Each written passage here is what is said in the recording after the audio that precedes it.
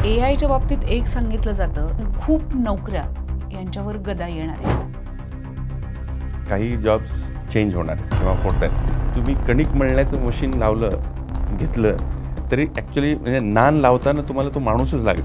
बरोबर. At the same time त्याला new jobs कमी म्हणजे असं एक कंप्लीट आजकाल त्या ड्रोन पायलटची जरूरत आहे असं मी वाचलं. Drone pilot I don't think like 10 years back this was a job profile YouTube influencer. Now this job profile was not there like 10 years back and so on.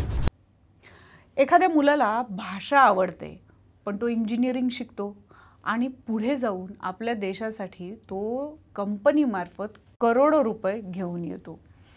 ही तुम्हाला कल्पना वाटत असेल ना, पण ही कल्पना सत्यात उतरवली आहे आज आपल्याकडे आलेल्या पाहुण्यांनी आणि त्यांचं नाव आहे सुनील कुलकर्णी. सर, स्वागत आहे तुमचं मॅक्स वुमेनमध्ये. जसं मी सांगितलं तसं एक कंपनी, ज्या कंपनीचा टर्नओव्हर 100 करोडच्याही कदाचित पुढे जाण्याची शक्यता आहे, अशी कंपनी जी AI आणि लँग्वेज याच्यामार्फत सुरू केली.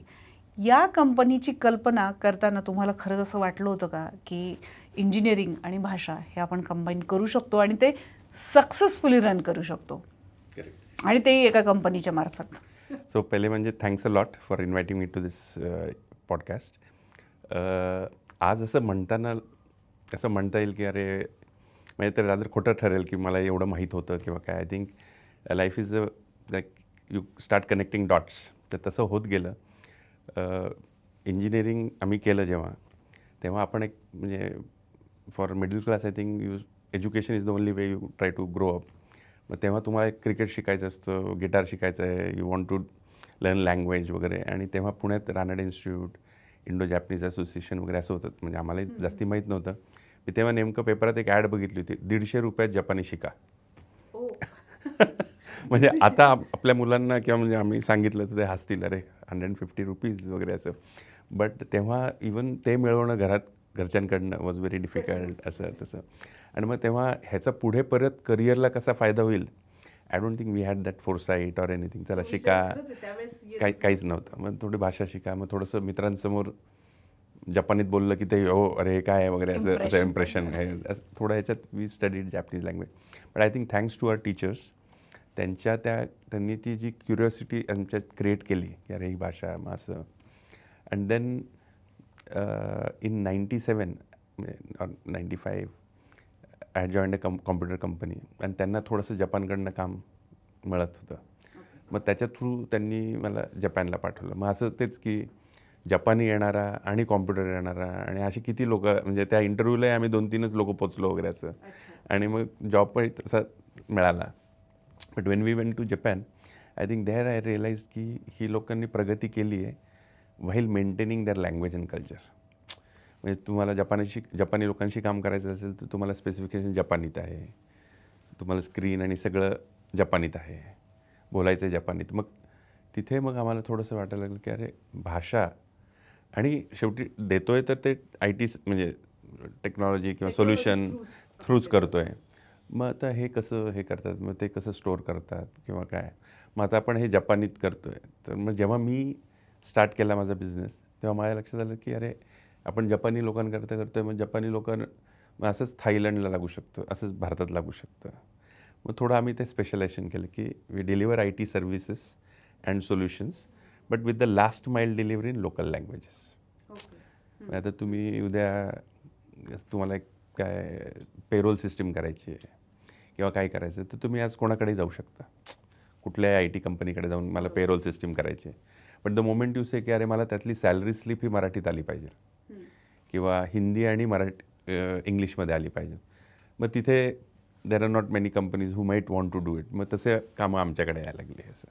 And then we started leveraging languages. आणि हे आता AI म्हणजे ऑफकोर्स AIचा रिसर्च वगैरे गेल्या 40-50 वर्षापासून चालू आहे किंवा हे फक्त गेल्या 5 वर्ष ट्रेंडमध्ये. एक्झॅक्टली. तर गेल्या 4-5 वर्षात एकदम AI का आलं तर सॉफ्टवेअर थोडं डेव्हलप होत होतं. मधल्या काळात गेल्या 10-15 वर्षात डेटा खूप वाढायला लागला आणि त्यात आता लास्ट अजून 5 वर्षात हार्डवेअर पण आता स्ट्रॉंग झालं. म्हणजे आता NVIDIA किंवा अशा कंपन्या आल्या, त्यांनी हायर एंडचे चिप्स आणले आणि त्याच्यामुळे ह्या तिन्ही म्हणजे डेटा, हार्डवेअर आणि सॉफ्टवेअर तिन्ही एकत्र आल्यामुळे एकदम AIला चालना मिळाली. त्यात आता जिओपॉलिटिकली आपण बघितलं तर युरोप, जपानसारखे देश असे आहेत की जिथे लोकसंख्याच मुळात कमी होत चालली आहे.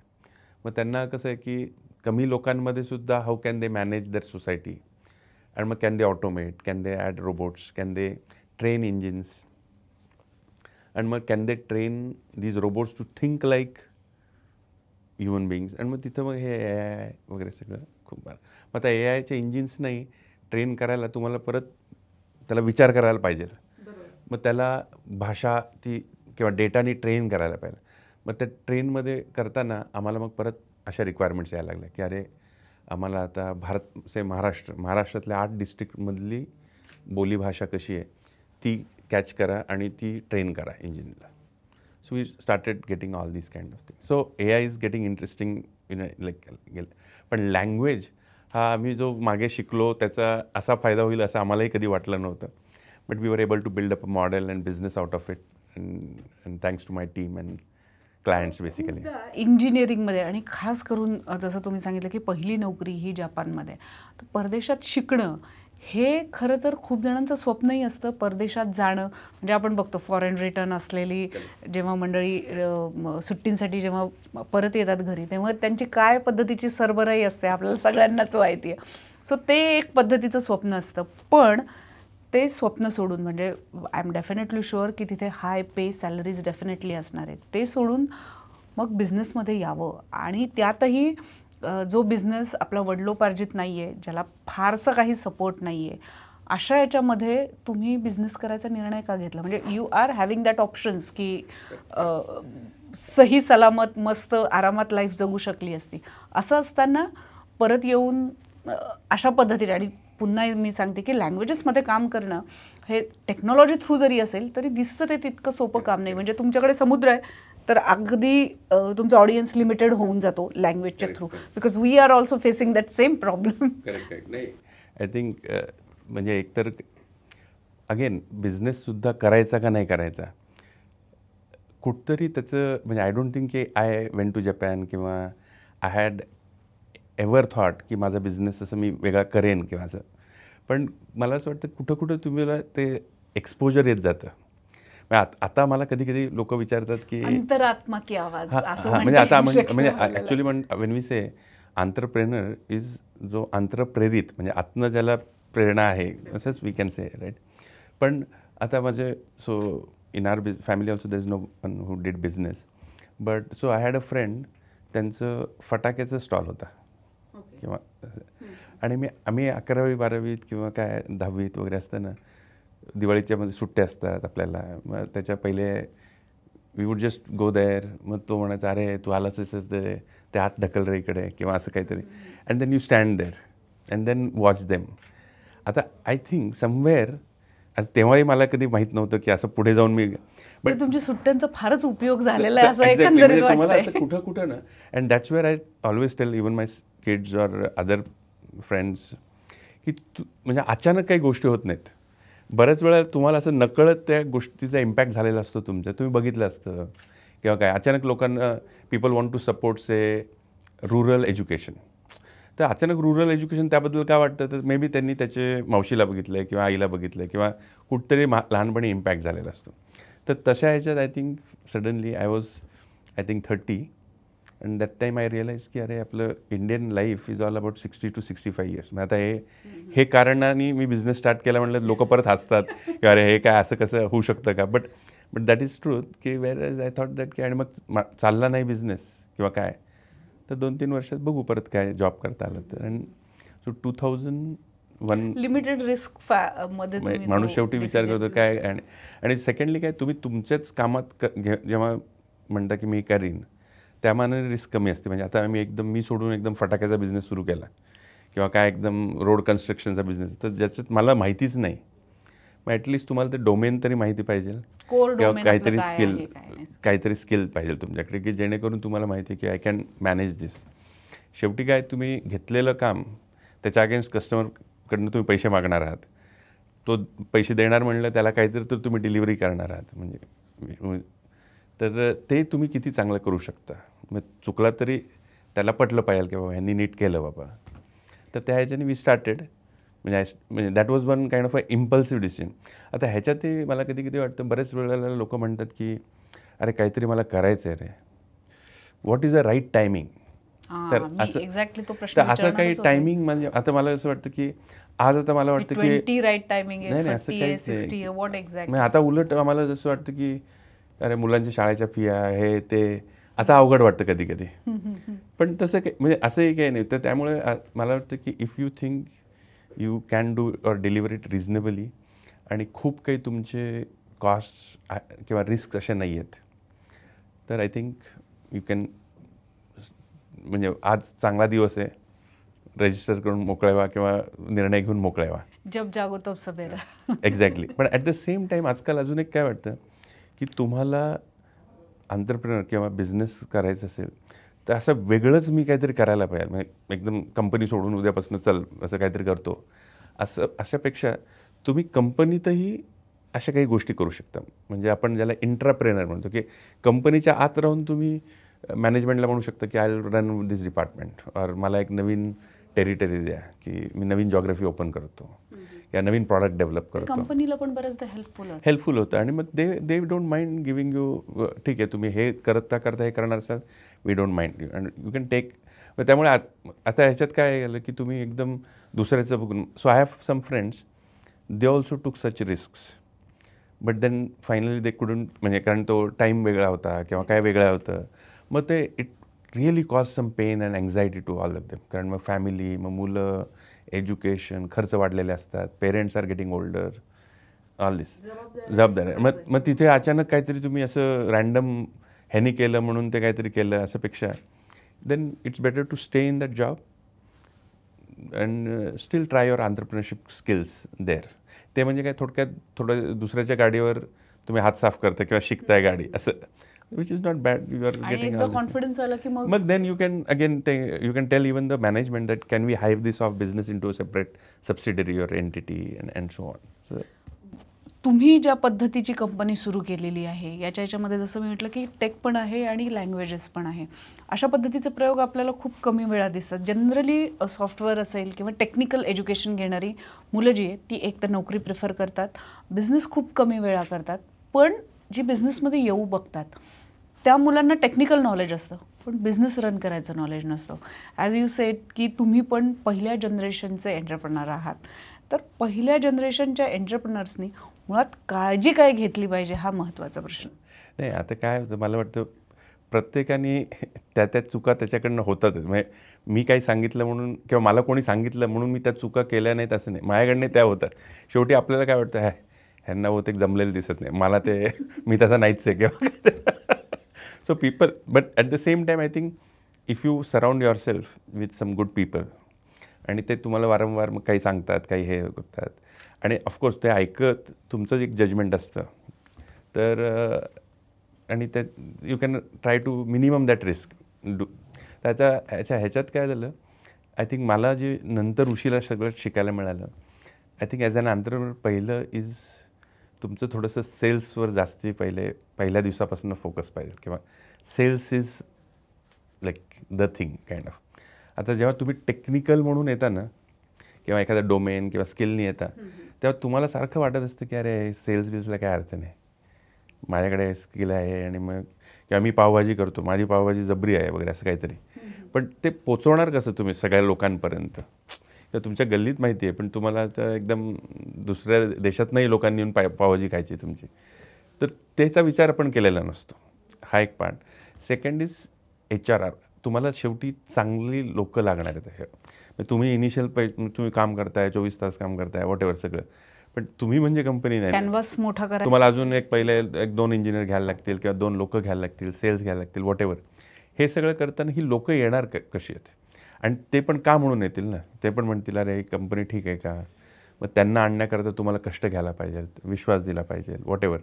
तर तो जो HRचा पार्ट आहे तोही आम्ही पहिले कित्येक वर्ष असं दुर्लक्षित केलं होतं. अरे काय HR काय असं काय, कारण तुम्हाला नेहमी टेक्नॉलॉजी किंवा तुमचं प्रॉडक्ट किंवा ते काय ते जास्ती महत्त्वाचं वाटतं. But I think finance, if you manage finance and this HR part very good, you will see that initial ह्याच्यापासूनच तुम्हाला थोडं गुड ट्रॅक्शन मिळतं. म्हणजे जेव्हा ही कंपनी स्थापन करायचा विचार केला किंवा पहिला थॉट आला तेव्हा जनरली असं होतं की आपण कुठलाही विचार केला की माणूस म्हणून आपली रिॲक्शन नो म्हणून असते. म्हणजे कुणी अगदी बोलताना असेल किंवा तर हा निगेटिव्ह विचार खूपदा आपल्या मनामध्ये येतो.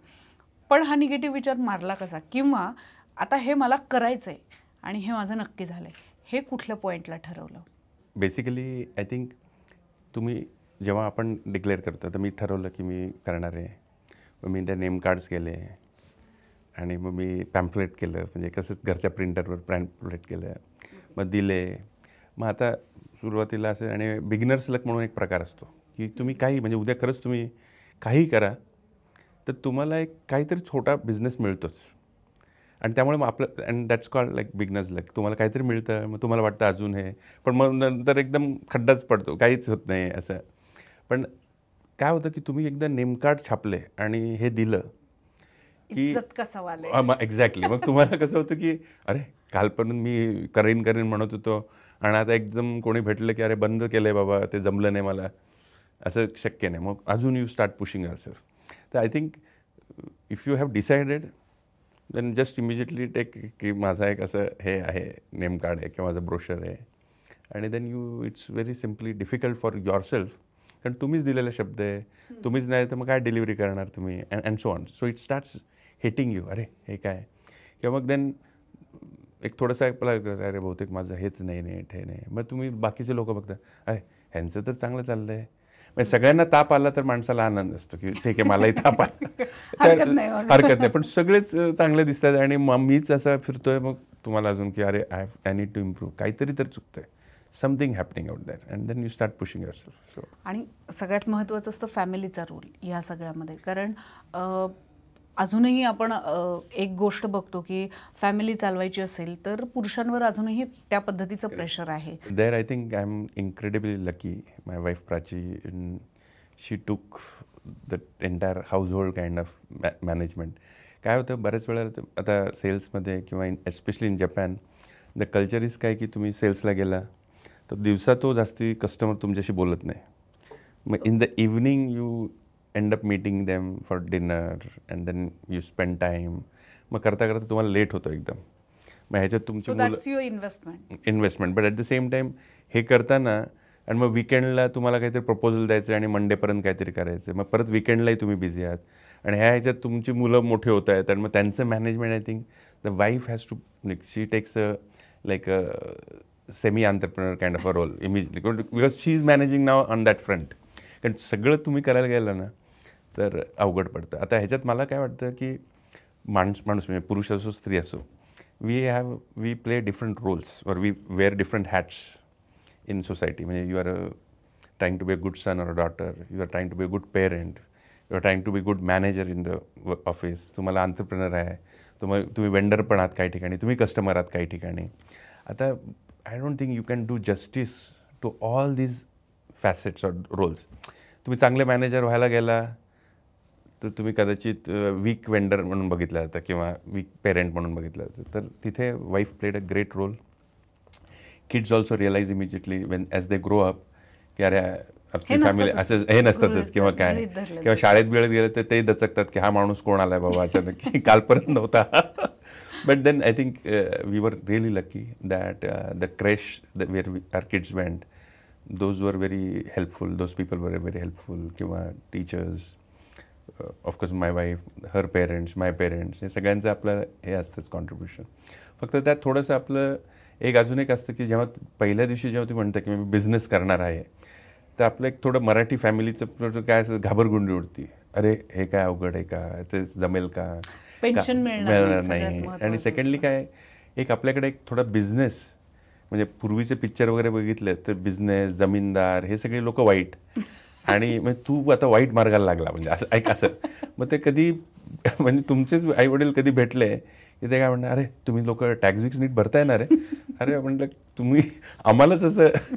बट म्हणजे it acts as a good point also, कारण तुमच्या सारखं हेच प्रेशर, तुमचंच प्रेशर असतं की अरे बाबा ह्यांनीच विचारलं तर बरं असं नको व्हायला काही. बट थोडंसं फॅमिली हे असतात की बाबा they are pretty cautious about all this things.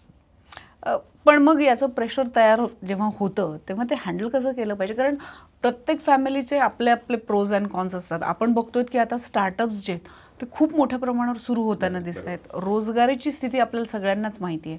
अशा याच्यात जेव्हा मुलं काहीतरी करू बघतात, अगदी मी म्हणेल की ठीक आहे करोडो टर्नओव्हर नसेल, पण लाखांमध्ये जेव्हा इन्व्हेस्टमेंट जाते तेव्हा डेफिनेटली एक प्रेशर तयार होतं. अशा वेळेला हा घरचा ताणतणाव हँडल करणं, म्हणजे बिझनेसचा एक ताणतणाव वेगळा, पण घरचा ताणतणाव हा कसा हँडल केला जातो? आय थिंक हँडल करणं म्हणजे काय, म्हणजे again you need that support from family or friends.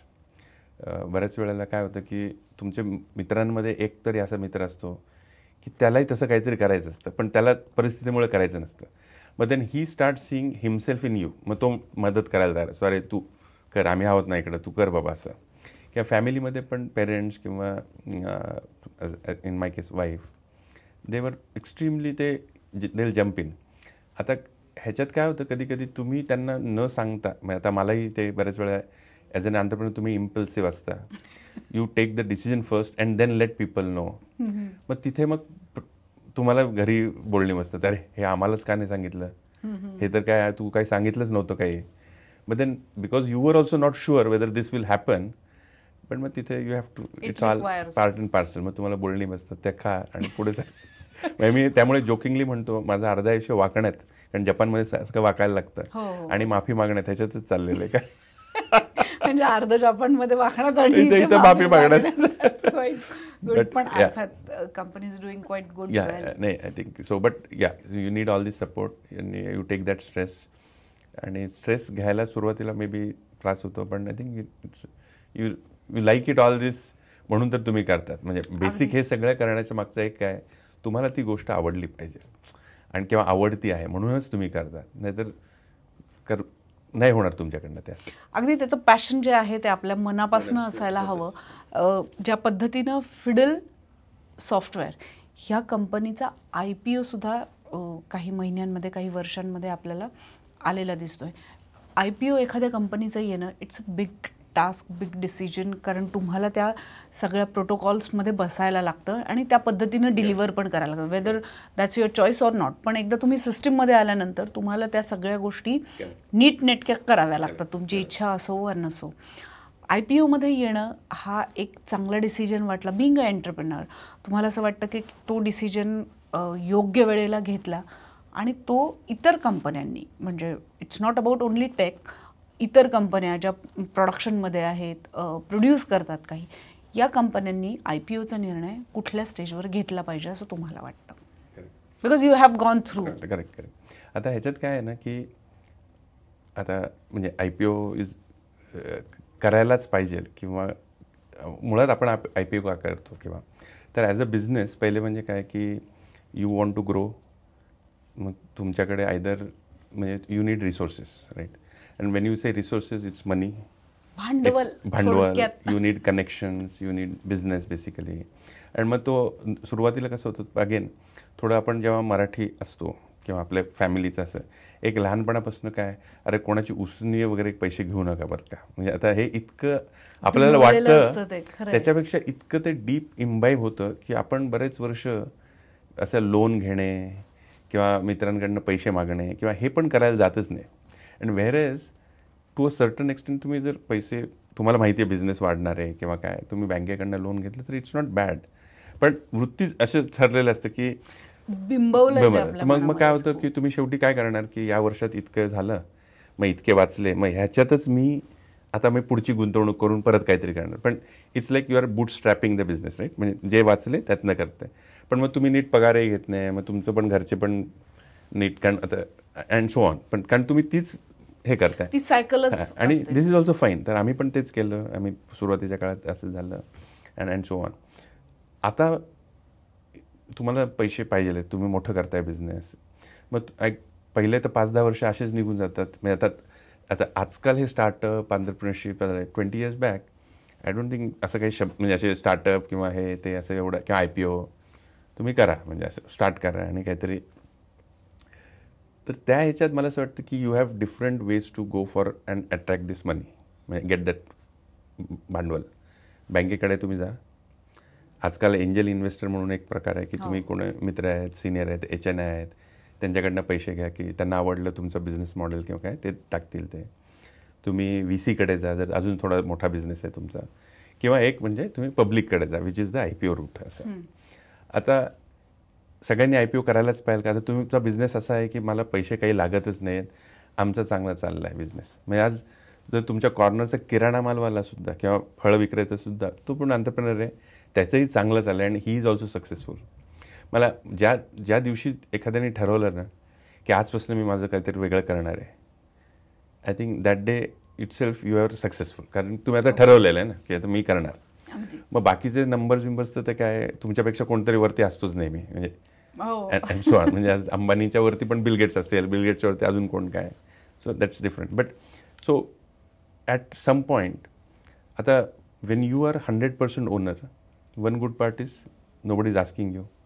सगळं नीट चाललेलं, तुम्ही सकाळी 11ला या, बिझनेस एवढीच ग्रोथ करा, तिथंच थांबा, काही तुम्हाला तुमचा बिझनेस आहे कारण. Right now when you say की मी उसने घेणार आहे VCकडनं किंवा एंजल इन्व्हेस्टरकडनं, the moment you take money the other person is going to ask you की अरे बाबा मला कधी मिळणार, परत किती मिळणार, what is the rate of your growth, this that.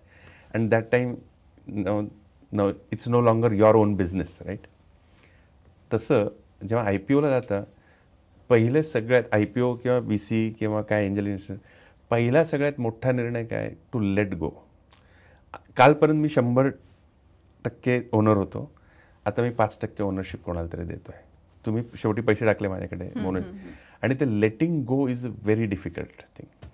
नुसते पैशाला पैसे, तुम्ही लोन दिलं आहे, मी तुम्हाला लोन परत केलं, that's fine. The moment you take as an investment that time, आणि तो निर्णय I think people struggle to take. कारण शेवटी काय, आय बिकम आन्सरेबल. राईट म्हणजे उद्या तुम्ही माझी कॉलर पकडू शकता, बॉस क्या चल रहा है kind of.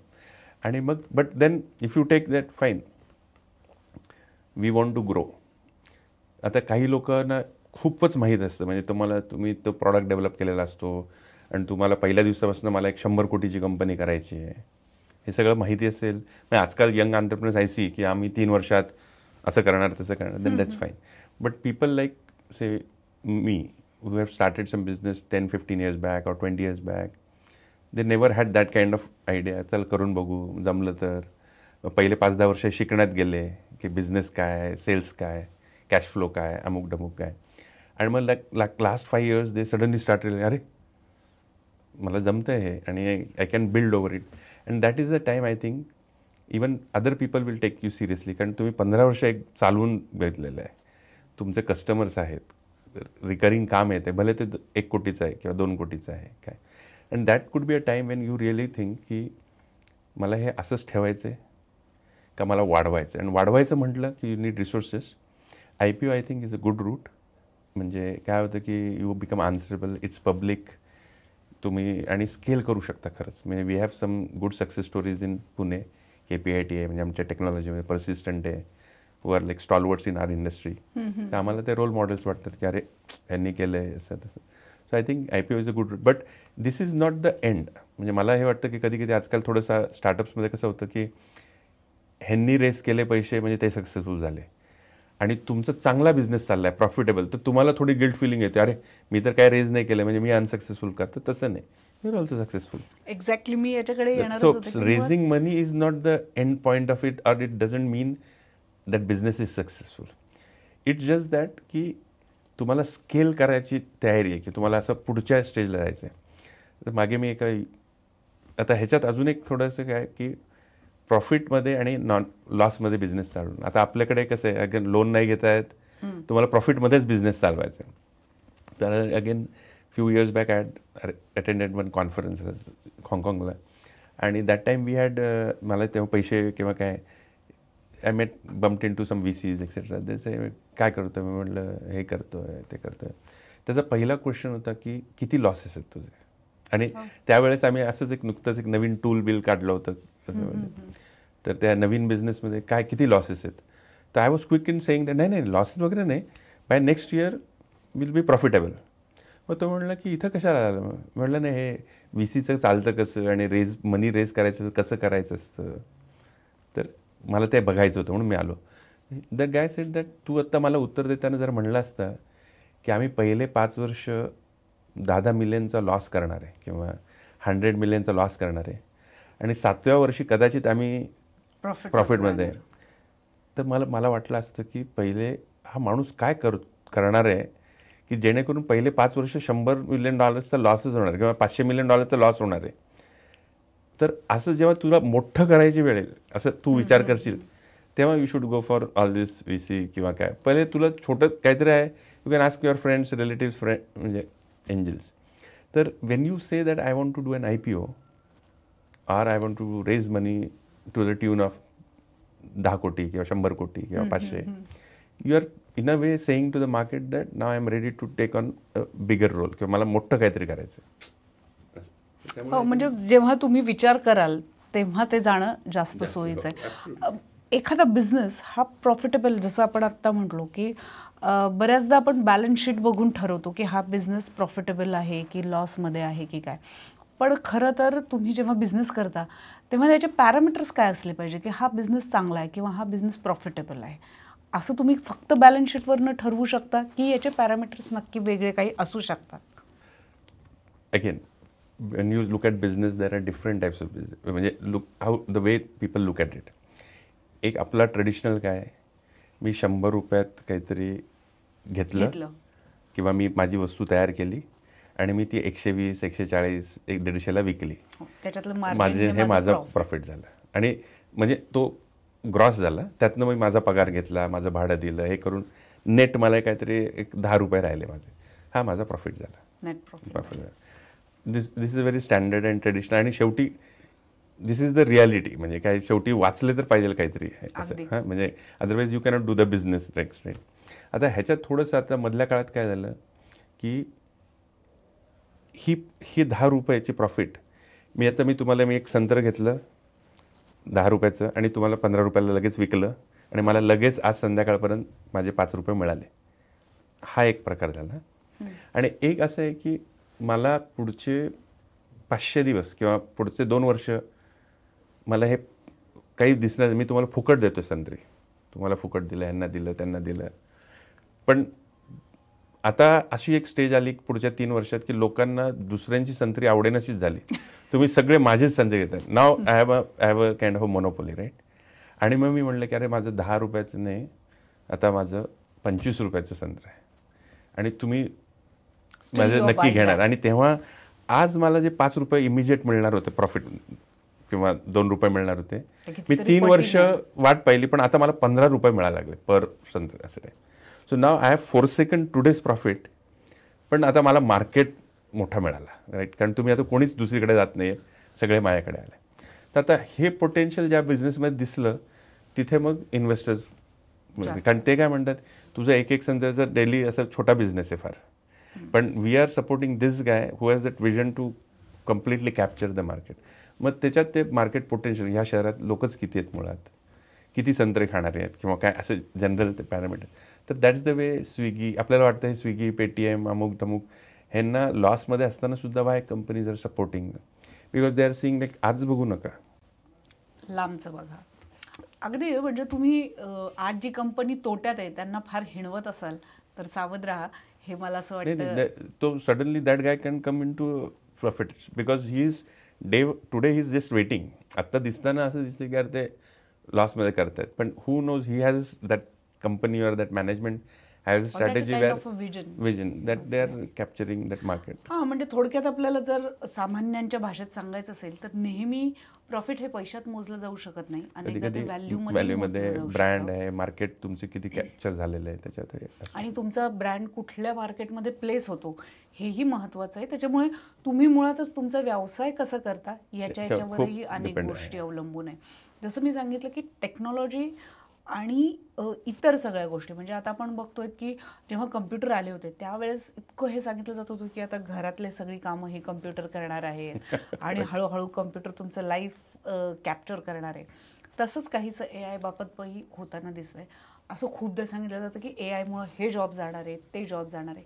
Now you are in that industry, you are working it, you are making it a profitable industry also. तर तुम्ही या AI कडे नक्की कसं बघताय? या AIचं फ्युचर काय असू शकतं आणि अर्थात ते बिझनेसच्या पर्स्पेक्टिव्हने म्हणते. नाही, आय थिंक काय AI येणार म्हणजे येत आहे किंवा इज गेटिंग युज्ड, आणि ते जो म्हणजे वापरायचं आहे का नाही किंवा हे तुम्ही ठरवू शकता, पण जे वापरत आहेत ते नक्की पुढे जाणार असं.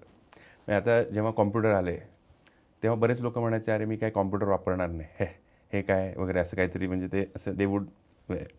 बट किंवा मोबाईल आले, so today I have seen some people still they don't use mobile. मी वापरणार नाही मोबाईल. हां, बट ते ठरवून आणि त्यांचं they are happy kind of. But today सामान्य माणूस घेतलं तर can he live or can he grow or function properly without mobile किंवा विदाऊट कॉम्प्युटर. आणि जे म्हणजे today who are in like 40s or 50s, they grew because they graduated at the right time when India was opening up. 93, 94ला तुम्ही pass झाला, computer आले होते आणि मग तुम्ही त्याचा वापर करून लोक पुढे गेले, राईट. तर तसं ह्याच्यात AIचं पण मला असं दिसतं की त्याचे जे फायदे आहेत किंवा त्याचे ते लेवरेज करून तुम्ही जर हे केलं तर त्याचा खूप तुम्ही, जसं लोक कॉम्प्युटरमुळे पुढे गेले तसं AI वापरून लोक पुढे जातील. किंवा आता लेवल फील्ड येईल. म्हणजे उदाहरण देतो तर समजा पूर्वी तुमची कंपनी अशी आहे की 100 कोटी करते आणि तुमच्याकडे 10 सेल्सची लोक आहेत किंवा 10 लीड जनरेशनची लोक आहेत. आम्ही आज 20 कोटीचं सेल आहे आणि आमच्याकडे 2च लीड जनची लोक आहेत. So how can I compete with you, right. म्हणजे तुम्ही म्हणजे मला पण एवढी लोक घ्यायला पाहिजे, मलाही 50 लोकांचं कॉल सेंटर तयार करायला पाहिजे किंवा लीड जन पे. I cannot compete with you. Come AI.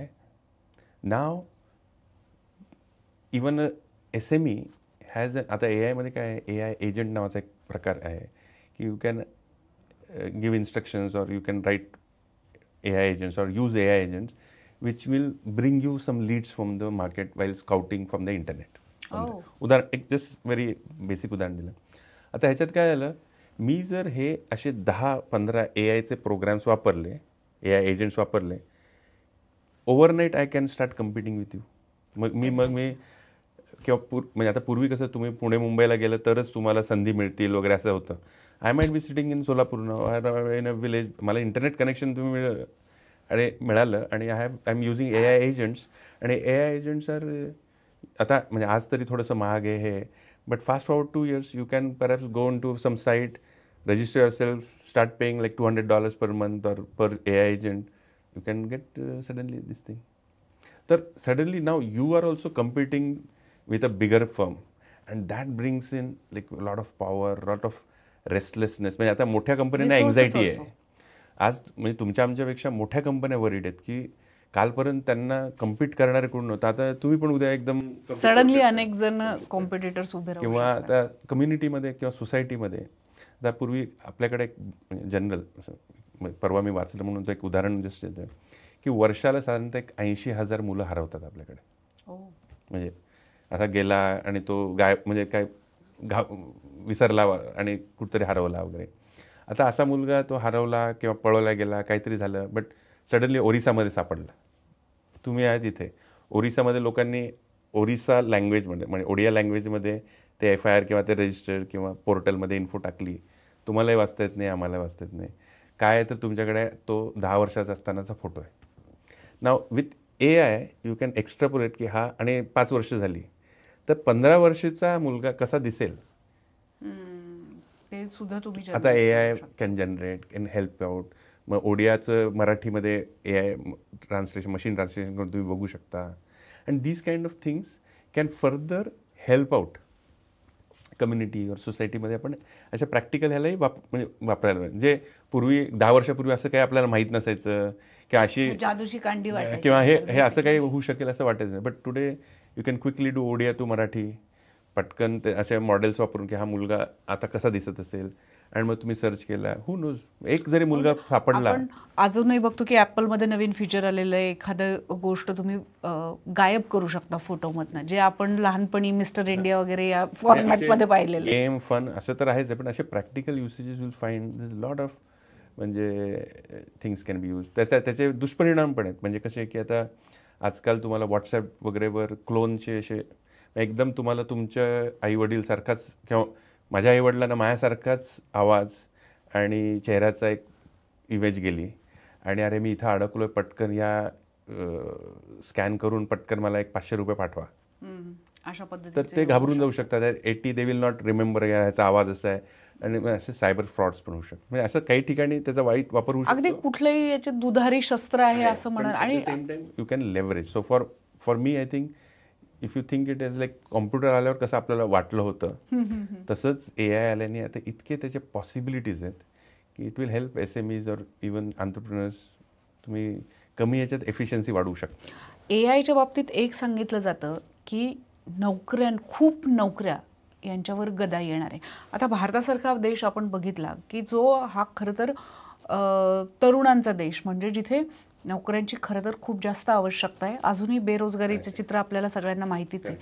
पण अशा स्थितीत जेव्हा AI भारतामध्ये येईल किंवा आता आलंच आहे, तर नोकऱ्यांवर खरंच गदा येणार आहे का? आणि गेल्याच तर कुठल्या जाऊ शकतील असं तुम्हाला वाटतं? काही जॉब्स चेंज होणार आहेत किंवा होत आहेत. सो मी जेव्हा 10वी झालो होतो, मला घरच्यांनी असंच टायपिंग शिकायलाच पाठवलं. अरे नाही तू कारण त्या म्हणजे की अरे त्यावेळेस कुठलाही रेझ्यूम बघितला तर 55 मिनिट्स वर्ड्स पर मिनिट वगैरे असं काहीतरी त्या काळी असायचं, लिहिलेलं असायचं वगैरे. सो आणि मी म्हणायचो मला झालं पण टायपिंग शिक असं, कारण typewriter was the biggest technology. Like तुम्ही हे आलं तर तुम्हाला जॉब मिळणार असं. By the time we graduated computer आले होते आणि मग थोडं स्केल अप झालं.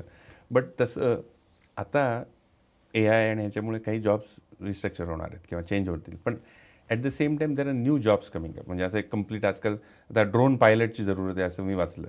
Drone pilot I don't think like 10 years back this was a job profile.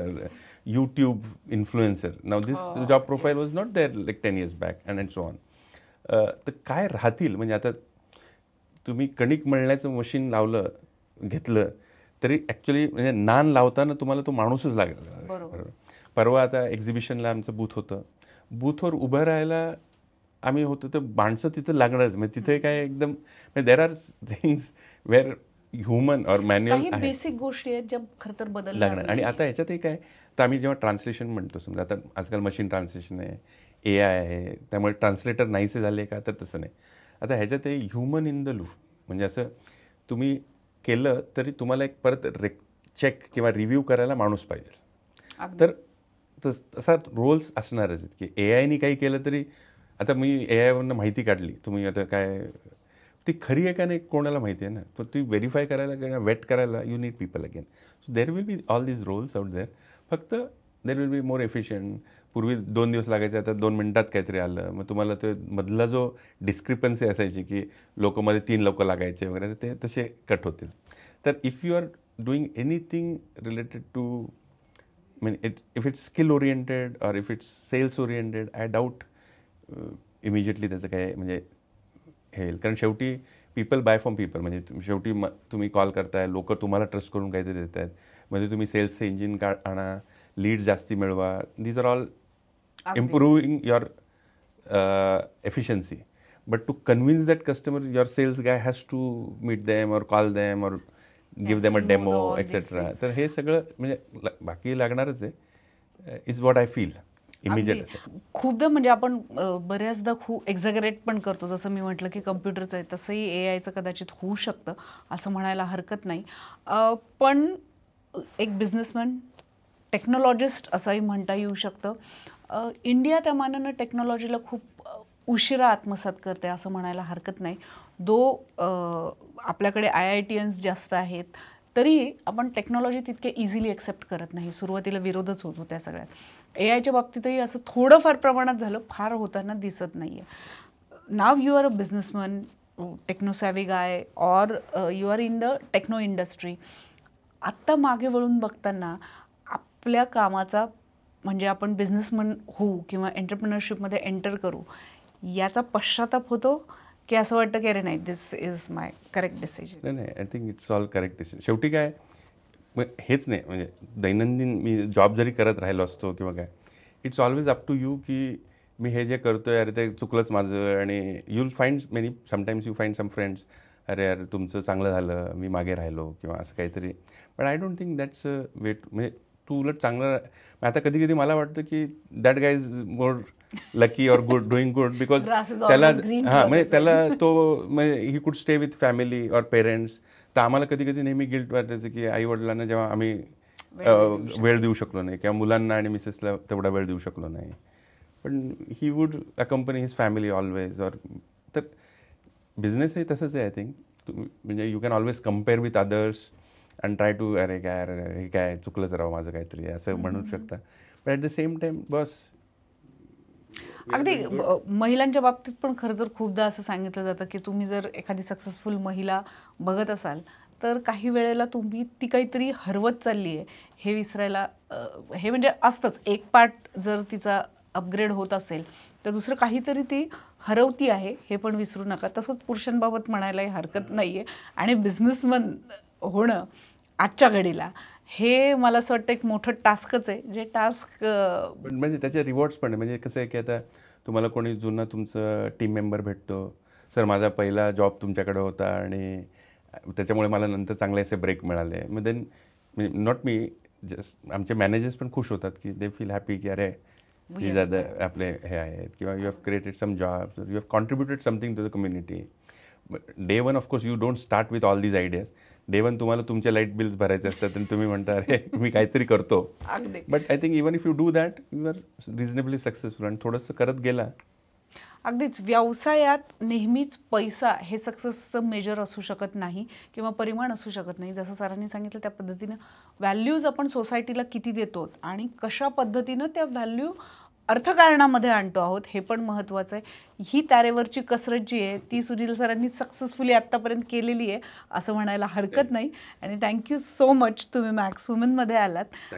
मी अनेकदा खरं तर सांगते की वयाच्या एका टप्प्यानंतर महिला खूप ज्या आहेत त्या बऱ्याचदा बिझनेस किंवा एंटरप्रेनरशिपकडे वळतात.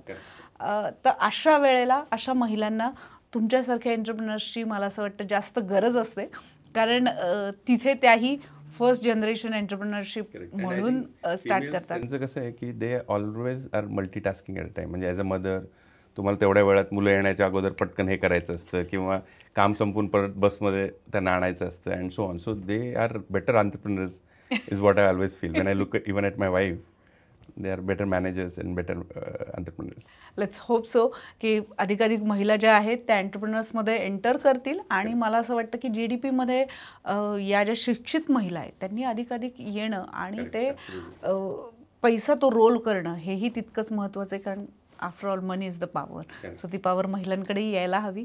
ती फक्त अनुदानातून येऊ नये तर स्वतःच्या हक्काचा पैसाही यावा अशी आशा आपण व्यक्त करूया. आणि thank you so much sir. Really appreciate. Thank you.